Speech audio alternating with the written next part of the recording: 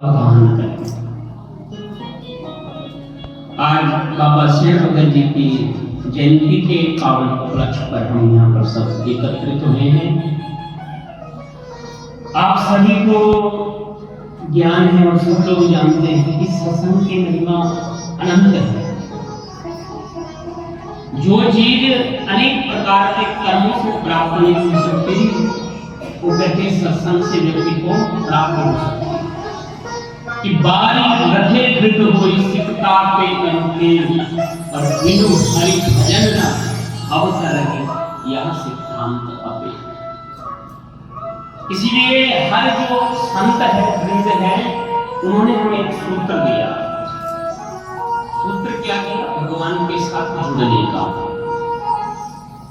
तो भक्तमाल के माध्यम से हम थोड़ा थोड़ा भक्तों के चरित्रों को स्पर्श करेंगे, क्योंकि भक्तों का जो चरित्र है वो अथाह है, उसको जान पाना बड़ा कठिन है। कहते लिखति यदि गृहीत्वा शारदा सर्वकालं तदपि तव गुणानां ईश पारं न जाते। तो भगवान के भक्तों के और भगवान के चरित्रों को अगर भगवान स्वयं लिखने लग जाए तो भगवान के कहता मैं अपने चरित्रों को नहीं गा सकता। कितने दिव्य और भव्य के भगवान के चरित्र हैं। तो वैसे परम पावन सेन जी के चरित्र को हम श्रवण करेंगे। भक्तमाला में सेन महाराज जी की कथा जो आती है उसको माध्यम बना करके, क्योंकि नाभा जी ने कहा कि सब भक्त क्या है, मेरे लिए शिरोमणि है। किसी भी भक्त की महिमा को मैं कम नहीं कह सकता और किसी भक्त की महिमा को मैं अधिक नहीं कह सकता, क्योंकि संत क्या है? जिसका स्वभाव एकदम निर्मल है। गोस्वामी ने कहा कि निर्मल मन जन सो मोहि पावा, मोहि कपट छल छिद्र न पावा। तो हमको सूत्र दिया, हमको सिद्धांत दिया कि भक्ति पथ पर यदि हम चले तो सबसे पहले हमारे मन का निर्मल होना आवश्यक है।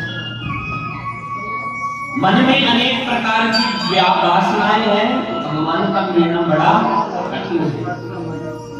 भगवान कब हमको प्राप्त होंगे? जब हमारा मन निर्मल होगा। और यदि हमारा मन निर्मल हो गया तो हमारा भी यश वैसा ही हो जाएगा जैसे कहते हैं भक्तों का यश है। तो नाभा जी ने हर भक्त के चरित्र को गाया, हर भक्त के चरित्र को दर्शाया। इस भक्त ने इस प्रकार का कृत्य किया तो व्यक्ति को इस प्रकार का फल प्राप्त हुआ। आप लोगों ने पता नहीं नाभा भक्तमाल श्रवण किया हो कि ना किया हो, लेकिन भक्तमाल में क्या है, नाभा जी ने सारे भक्तों के चरित्र को गाया, किस भक्त ने किस प्रकार का कर्म किया। और जब उनको उनके सद्गुरुदेव भगवान ने क्या है आज्ञा दी कि आप गुरुदेव आज्ञा दई भक्तन को यश गाओ, भव सागर के तरन को नाहि और उपाय। कि हम एक क्या है, साधारण मानव है और साधारण मानव परमात्मा तक पहुंचना बड़ा कठिन है। तो हम ऐसा चीज का क्या है सहारा लें जो क्या है हमें परम पिता परमात्मा तक पहुंचाए। तो परम पिता परमात्मा तक कौन हमको पहुंचा सकता है? जिसने उस चीज का अनुभव किया है। आप सब लोगों ने भागवत सुना होगा। भागवत के छठे स्कंद में वृत्तासुर की कथा आती है और वृत्तासुर कहता है कि भगवान मैं आपका दास नहीं, दासानु दासो भवितासु होया। मैं आपका दास नहीं बनना चाहता, मैं दासों का दास बनना चाहता। क्योंकि सीधा यदि हम परमात्मा को मिलने की कोशिश करेंगे तो क्या पता परमात्मा तक पहुंचा जाए कि ना पहुंचा जाए। भाई तुम्हें मार्ग पता नहीं है और चल दिए तो संभावना हो सकती है कि आप उस स्थान पर पहुंच जाओ, लेकिन एक संभावना उसमें ये भी रहेगी कि आप उस मार्ग पर ना पहुंच पाओ। तो सीधे परमात्मा तक जाना क्या है?